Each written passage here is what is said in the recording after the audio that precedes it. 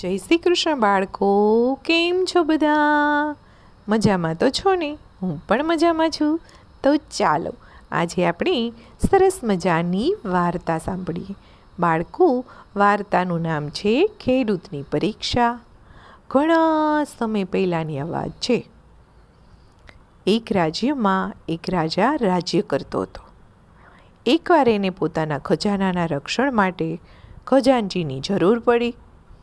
રાજા એવું ઈચ્છતો હતો કે જો ઈમાનદાર અને લોભ વગરની વ્યક્તિ ખજાનચી બનાવીએ તો અમારું રાજ્ય વ્યવસ્થિત રીતે ચાલે. પણ આવા વ્યક્તિને શોધવાનું કામ કેવી રીતે કરવું? આ કંઈ સહેલું કામ થોડું છે. ઘણાની પરીક્ષા લેવામાં આવી હતી, પણ બધા લોકો નાપાસ થયા. રાજમહેલથી અડધા માઇલ દૂર એક ગરીબ ખેડૂત રહેતો હતો. એની ઝૂંપડી તૂટેલી ફાટેલી હતી. વરસાદમાં પાણી ઘરની અંદર ટપકતું હતું. ત્યારે વરસાદની અંદર એમાં બેસવું પણ મુશ્કેલ થઈ જતું હતું. ખેડૂત અને એનું કુટુંબ દિવસમાં એકવાર ખાતા હતા. જૂના અને ફાટેલા તૂટેલા કપડાં પહેરતા હતા. એક દિવસ ખેડૂત સવારના પોરમાં ખેતર જઈ રહ્યો હતો. એકાએક એની નજર ઝૂંપડીના બારણા ઉપર પડી. ત્યાં જોયું ને, ત્યાં તો એક માટીનો ઘડો પડ્યો હતો. એનું મોં કપડાથી બંધ કરેલું હતું. એ ખોલીને જોયું ને તો એ દંગ થઈ ગયો. આખો ઘડો સોના મોહરથી ભરેલો હતો. ખેડૂત એને લઈ અને તરત ઘરમાં ગયો. એણે ઘડો એની પત્નીને બતાવ્યો. એના બાળકો પણ દોડી આવ્યા. વિચારતા હતા કે હવે આપણી ગરીબી દૂર થઈ જશે. આપણે સારા કપડાં પહેરીશું, સારું સારું ખાવાનું ખાશું. મોટો છોકરો કહેવા લાગ્યો, પિતાજી પિતાજી, આ ધનથી આપણું બધું જ દુઃખ દૂર થઈ જશે. પરંતુ ખેડૂત કહેવા લાગ્યો, બેટા, આ ધન ઉપર આપણો શું અધિકાર છે? એને તો હું હમણાં જ જઈને રાજાના ખજાનામાં જમા કરી આવીશ. કેમ કે આ ધન મારું કમાયેલું તો છે નહીં, તો આ બીજાનું હોવું જોઈએ.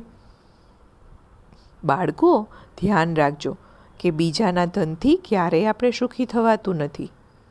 તે પોતાની સાથે રોગ અને શોક લઈને આવે છે. ઈમાનદારી અને મહેનત કરેલી કમાણીથી જ સાચું આપણને સુખ મળે છે. ખેડૂતની પત્ની બોલી, તમે તો ઘણો સારો વિચાર કર્યો. ચાલો આપણે બંને હમણાં જ ખજાનામાં જમા કરાવી આવીએ. ખેડૂત અને એની પત્ની બંને તો રાજાના રાજ દરબારમાં ગયા. સોના મહોરથી ભરેલો ઘડો જોઈ અને રાજાની સામે મૂકી દીધો. એમણે કહ્યું કે મહારાજ, આ અમને અમારી ઝૂંપડીના બારણા પાસેથી મળ્યો છે. રાજાએ ખેડૂત અને એની પત્નીની વાત તો સાંભળી. રાજાએ ધ્યાનથી એના તરફ દેખ્યું. બંનેના શરીર ઉપર ફાટેલા કપડાં હતા. પહેરવેશથી એની ગરીબાઈ દેખાઈ આવતી હતી. રાજા બોલ્યો, શું તમારે ધનની જરૂર નથી? ત્યારે એમણે કહ્યું, અમે તો ઈમાનદારી અને મહેનત કરીને પૈસા મેળવીશું. આવા ધનને હું કેવી રીતે લઈ શકું? કોણ જાણે આ તો કોનું ધન હશે? બીજાના ધન ઉપર મારો કેવો અધિકાર મહારાજ? એટલા માટે તો હું આ રાજાના ખજાનામાં જમા કરાવવા આવ્યો છું. રાજા તો થોડીક સોના મહોરો ખેડૂતની પત્નીને આપી અને બોલ્યો કે હું આ તમારી ઈમાનદારીથી ખૂબ ખુશ થયો છું. આ તમે થોડુંક ઇનામ લઈને જાઓ. આ તો અમારું પણ કર્તવ્ય છે રાજાજી, કે ખેડૂતની પત્નીએ કહ્યું અને સોના મહોર લેવાની ના પાડી. ખેડૂત પણ માથું હલાવીને ના કહી રહ્યો હતો. હવે રાજાથી રહેવાયું નહીં, એટલે તરત પોતાના સિંહાસનથી ઉતરી પડ્યો. ખેડૂતને ભેટી પડ્યો અને બોલ્યો કે મારે તારા જેવા ઈમાનદાર ખજાનચીની જરૂર છે. આજથી જ તું રાજ્યના ખજાનચીની દેખરેખ રાખ. ખેડૂત અને એની પત્ની તો સ્વપ્નમાં પણ વિચાર્યું નહોતું કે આવડું મોટું પદ આપણને મળશે. સામાન્ય એવા આપણે ગરીબ ખેડૂત, ખેતરમાં રહેવાવાળા. બંનેના ચહેરા આનંદથી ખીલી ઉઠ્યા.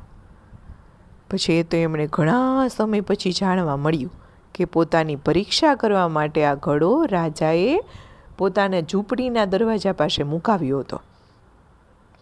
બીજા વ્યક્તિઓએ તો પોતાના બારણા ઉપર ઘડા પડેલા જોઈ એમાંથી સોના મહોરો કાઢી લીધી હતી. રાજાએ ચોરીના આરોપમાં એને સજા પણ આપી. ઘડા જમાવ કરાવનારો ફક્ત આ એક ખેડૂત હતો.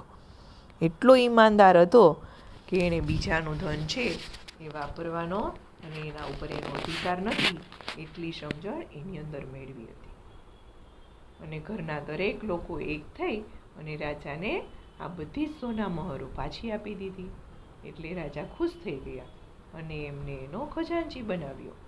આજથી બધા લોકો રાજાના દરબારમાં રહેવા ચાલ્યા ગયા અને રાજાની જેમ બધા રાજાની સાથે રહેવા લાગ્યા અને ઈમાનદારીથી બધા લોકો પોતપોતાનું કામ કરવા લાગ્યા.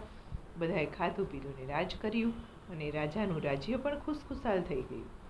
તો બાળકો આવજો. જય શ્રી કૃષ્ણ. નમો નમઃ.